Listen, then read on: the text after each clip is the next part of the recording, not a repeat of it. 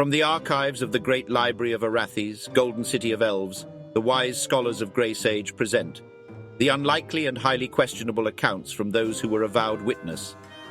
These are the suspenseful investigations of the human, Fraenk Neversleep, Arch-Preceptor of Blackroot. And now, the Neversleep Scrolls, Circle of the Mind Thief, written by Philip Walton. The story continues. Chapter 31. Despite the panic and his pounding heartbeat, Doran Leafwater felt a bit ridiculous as he charged up the stairs, bearing only his small cudgel. He just left behind an entire collection of magical items. Of course, they were all secured by those annoying ward spells, so he wouldn't have been able to wield any of them anyways. And come to think on it, what was he supposed to do against whatever assailant awaited above? Appear eternally youthful? Perhaps attack with an army of adorable bunnies? The ominous fog only became more dense as he ascended. Doran quickly realized that he probably should have some kind of plan for when he reached the main hall. It wouldn't do to arrive and stand there, stick in hand, deciding what his next action would be. Remembering his partisan training, the first rule was whenever a situation arose that required more than a sharp word or tap with the club to settle, then it was time to get others involved. The partisan's strength was not in the individual but the might of the collective. The Royal Museum guards had to be the same. Perhaps even now the brave and intrepid souls who worked here were rallying Another scream from above, and the sound of a man dying. Doran's legs gave an unconscious wobble. His imagined scenario where he mustered the guards and bravely led a sortie out to smash the unfortunate miscreant intruder was quickly being replaced with a plan that involved far less heroics and a lot more of him sneaking his way out the nearest exit. None of these crusty artifacts seemed worth losing his life over. Yes, running away was a clear winner as far as ideas went, and it wasn't really an act of cowardice, but merely a strategic retreat. A chance to regroup and return with a show of force. Maybe bring along a few paladins or arcane lords. Then he remembered. The Royal Museum had its own dedicated arcane lord. The old coot was as ancient as half the items in the place. So old, in fact, that some of the things there were probably his. They could have set the wizard up in a vestibule and considered him part of the permanent collection. Granted, the only time Doran had met the elf wizards, he was asleep at his writing desk, his long, thin, silvery hair spread out, looking like actual cobwebs on an old piece of furniture. Doran hadn't even gotten the fellow's name, an oversight he was going to correct the moment this fracas was over. An arcane lord, no matter the age, was not one to be trifled with. So what if the venerated elder had slipped into a more scholarly role at the museum? Doran believed he must still be able to cast a searing fireball like the rest of them. Even an arcane lord put out to pasture, so to speak, must still be dangerous. One had to maintain their license and annual competence test with the Bureau to even be allowed to use magic, let alone bear the title of Arcane Lord. He may be old, but he was still a wizard, and he would know what to do. Doran rounded the corner and had one more set of stairs to climb. He could see a thick fog in the main hall flowing down like a grey ethereal river. He could hear sounds above, heavy clumps, and a reedy hissing. There was also a metallic hushed, hushed of plate armour in motion. Had an armoured knight also arrived to mount a defence? That gave Doran even more fortitude. A knight and an arcane lord battling some nefarious foe. This was something Doran wanted to see. He quickened his pace, taking 2 stairs at a time, eager to not want to miss a sword blow nor a spell of this duel. Then his foot came down on something round, like a soft helmet or a mossy stone, and Doran stumbled. He landed hard, barking his hip against the nosing of the step. Wincing in pain, he looked back in time to see a head, with pointed ears and trailing bloody strings of silvery hair, go bouncing down the stairs and disappear into the fog. It brought to mind the old arcane lord. "Huh, I didn't know wizards could take off their heads like that," Doran mused distantly. He rose again, limping this time, and came to the main level. The entire scene was vastly different than when he'd first arrived earlier that night. All of the torches were extinguished, casting the entire main hall in an eerie bluish pallor. The bioluminescent blue mushrooms that grew in small clumps on the walls and ceiling, preventing the room from being plunged into total darkness. The heavy mist or fog that he had experienced on the stairs was now thick up to a man's chest in this room. It had a fishy lake water type odour to it, acrid and tinged with a hint of algae. It gave every surface it touched an off-putting moistness. Doran scanned over the foggy room for ally or foe. There were the tall statues, the ballista as well as the other exhibits and displays, a stand holding the famous trident, thunderspike, spear of Theomar Skywillow, the beautiful set of starweave robes from Queen Gwencalorn Silverstream and frost armour of Ulast Stonethrower, a fearsome half-giant general who led bloody raids into Sarmati. The dim light revealed not a living soul, but he could still hear the slide of the armour and a sort of snuffling, wheezing bellows. It sounded like the laboured breathing of the oxen that pulled the carts laden with stone from the depths of the city. Enormous lungs pumping air in and out. If he could find that knight, maybe he knew what had transpired and what they should do next.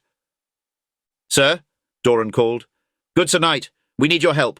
A hand clapped hard over his mouth. Doran had just enough time to see the half-giant's armour rise and turn suddenly before he was jerked bodily off his feet and back into the mist.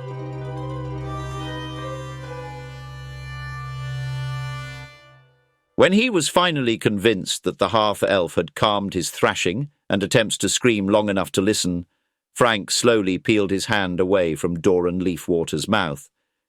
He raised 2 fingers to his lips again, reinforcing the imperative to remain silent. When Doran registered who had grabbed him, his eyes went wide. "Neversleep," he hissed in a whisper. "What by the powers are you doing here?" "That doesn't matter right now. Keep your voice down, or that thing is going to find us," Fraenk growled back. They heard the large creature's weight shift, feet thumping and armoured plates sliding on each other. Fraenk and Doran both silently turned their heads to look. Across the main hall, the normally unoccupied frost armour of Ulast was being worn by something. The particular dimensions of its body were not the same as a half-giant. It was broad at the shoulders and arms, but tapered down thin wrists and ankles with pointed, spidery digits. The creature had a flat, wide head that was owl-like, with 2 massive luminescent eyes that glowed a faint pink, each one the size of a man's head. Beneath them, a segmented jaw rocked open and shut, full of triangular, serrated teeth, stained and dripping with blood. A smoky mist rolled off the armour itself, the warm, humid air being actively turned into fog. Both men remained crouched, motionless, as the creature scanned the main hall. The fog around them seemed particularly thin. They were caught out, like mice in a field, as the falcon soared above. Long moments passed. The creature cocked its head, scanning with all of its senses. Then, after an elf's lifetime, the beast finally turned and clumped off into the darkness. "What is that thing, Neversleep?" Doran breathed, more terrified now than accusatory. "I can't be sure, but I think it's an eldritch shadescourge wearing haunted armour," Fraenk replied. "But what is it doing in this museum?" "I don't know. I don't work here," Fraenk shot back. Both men crept backward until they could safely hide behind the enormous carved marble figure of Monarch Broridir Bluemount, perched jauntily on the deckboards of a ship. "So what exactly are you doing in the museum at night, Neversleep?" Doran demanded. "I got word about a possible theft, so I came to investigate," Fraenk said. "And I'm offended by any implications to the contrary."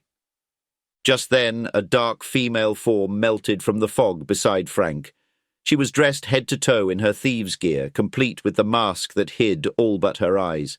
"Fraenk, I got the necklace. We have to get out of here, but there's a huge—" Kyla whispered quickly, then looked over to see the guard, Doran Leafwater, on his other side. She pulled her mask down and smiled sheepishly. "Hello, who's your friend?" "Doran Leafwater. He's a guard now, apparently," Fraenk said. Doran, this is Kyla. She's a freelance jewelry appraiser. We came to make sure all the valuables here were authentic. Did everything meet your approval, Kyla? I'm satisfied. Impressed, even. She nodded. But she's dressed like a thief, Leafwater said accusingly. Looking at her eyes, Fraenk noticed his scowl soften. Apparently her effect worked on others too. We'll just be going now. Good luck with the Shadescourge, Doran. I hear the claws, and absolutely everything about them can be quite deadly. You can't just leave me here. Doran locked onto Frank's arm in a panicked grab. Well, we might be able to help you, but we're really not supposed to be here this late. We could get in trouble.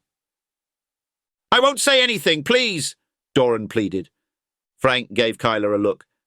Do we trust this guy? She considered, and then shrugged. Very well, Leafwater, Fraenk said. But if we get busted, I'm telling everyone you were in on it too. Thank you, Neversleep, thank you. He breathed, almost collapsing from relief. Fraenk poked his head out and looked around. He heard a crash and clatter come from the Hall of Heroes. The Shadescourge was somewhere back there, destroying valuable pieces of elven history. He turned to see Kyla there, spying with him. There was something magical about the way the blue glow of mushroom lights danced across her face. She was inexpressibly lovely. Her eyes found his, blinking large and luminous. Her dark lashes like the delicate wings of a butterfly. You're staring again. Fraenk blinked, quickly looking away. He silently scolded himself for getting caught up in her alluring charms. It had to have been some magical influence that Lindbloods possessed, which entranced any who gazed upon them for too long. I wasn't staring. I was just wondering if your entire heist plan consisted of leaving me behind so you could go steal the necklace alone? Fraenk demanded. Naturally. You only would have gotten in my way, and I got it, didn't I? She patted the pocket at her hip. You know, there is such a thing as teamwork. She smirked back at him, giving one of those annoyingly cute smiles. So what do you think, Fraenk? What's a Shadescourge doing here in the city? I've only read about them in books. I as well. They've supposedly got a weakness to large amounts of spriteweave flower extract. Simple, then. I'll go pick the flowers, and you fire up the distillery, she quipped. Another loud crash echoed through the hall. They could hear an empty helmet go clattering across the floor. The Shadescourge unleashed an otherworldly howl. As much as I like that plan, any other possibilities that are actually feasible? Kyla asked. Well, sometimes the simple is what's best. I say we make a run for it. The beastie is way over there. We just head right for the door. He can't viciously dismember all three of us, right? Just as Fraenk was finished speaking, another figure appeared at the top of the stairs. It was a dishevelled older half-elf guard with a moustache that was curiously thin on one side. Hello! Who's there? The guard bellowed, his voice caroming off of the cavernous ceiling and walls. Sir, no, be quiet, it will hear you, Leafwater whispered as loud as he dared. But it was already too late. Fraenk watched as hateful, glowing pink orbs emerged through the fog. The guard saw it as well.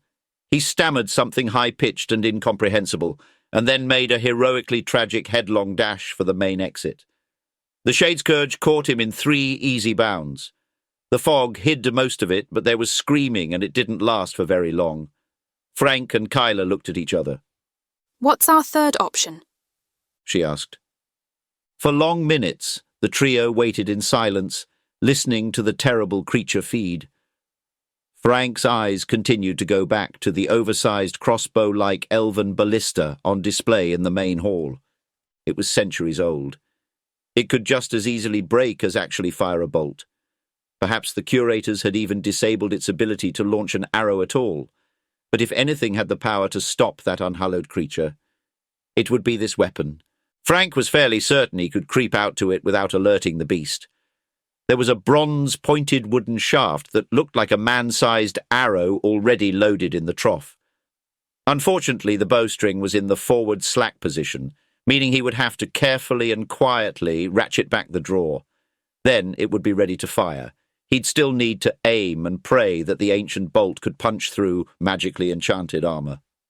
Oh, and he'd also need someone else to help work the two-man crank on the ballista's ratchet mechanism. Whatever you're planning to do, I don't like it, Kyla said, watching him. You're staring again, Fraenk said and winked at her. I'm serious, Fraenk. Doran and I are going to have a talk with it. Ask it politely to leave. You get the necklace to safety, got it? What? That's a terrible plan. Just wait until it's distracted and go. Maybe send for help if we're still alive. Fraenk turned to his other side and grabbed Doran, who was fixed on the gruesome scene, silently gibbering to himself. It ate the sergeant. It ate the sergeant, Doran murmured in shock and terror. Good news, then. You've been promoted, Fraenk replied, pulling the elf in close. Listen, Doran, I think we can best this creature, but I need your help. We may both die, but I promise to let it eat me first. What? Doran's mouth curdled. Just listen. We're going to shoot it with that huge arrow right there. See it? Fraenk pointed the elf's head toward the ballista. I just need your help drawing back the bowstring. Rotate the handle and I'll do the rest. You can kill this thing? Doran whimpered. We're going to nail it to the door, and you're going to get all the credit. Fraenk gripped his shoulder encouragingly. A hero, savior of Arathes, or at least the museum. They'll probably dedicate a new wing to you, Leafwater. Everyone in the city will be hailing your name. They will? They won't unless you help me. Now let's go. Fraenk said, and was heartened to see Doran crouch low to follow him. Fraenk looked back to confer with Kyla, but she was already gone. He quickly scanned the room, but with the dim light and all the fog, it was impossible to see where she was. And besides, there was no time. The creature would finish its meal soon, and they would be next. Fraenk motioned to the elf, and they both crept out into the middle of the hall. They could see through the fog where the creature was tearing chunks of flesh from the unfortunate sergeant. It ate with energetic gulps, tearing away new bits with its fearsome jaws. Without prompting, Fraenk and Doran fell in on either side of the ballista and grabbed their respective handles together. Fraenk nodded and slowly, painfully slow, they began to apply tension on the gear. It gave easily at first, drawing in the slack on the old ropes. They seemed tremendously frail to Frank's eyes, like they could snap at any moment. But it was all too late to stop now. Fraenk and Doran drew steadily on the handles until finally the gear began to get hard to turn. Instinctively, they both pulled steadily, slowing as the first gear ratcheted into place. It made a loud clunk. Everyone froze. The Shade Scourge, Doran and Fraenk, all listening for what they heard or might have heard. But after a moment or two came the wet sound of the creature resuming its feeding. Fraenk had no idea how many more times he could keep this process going. But Doran nodded encouragingly at him, and Fraenk realized they had to try. Again, they leaned into the crank handle, slowing at the peak of tension. This time the ratchet dropped almost soundlessly to the next tooth in the gear.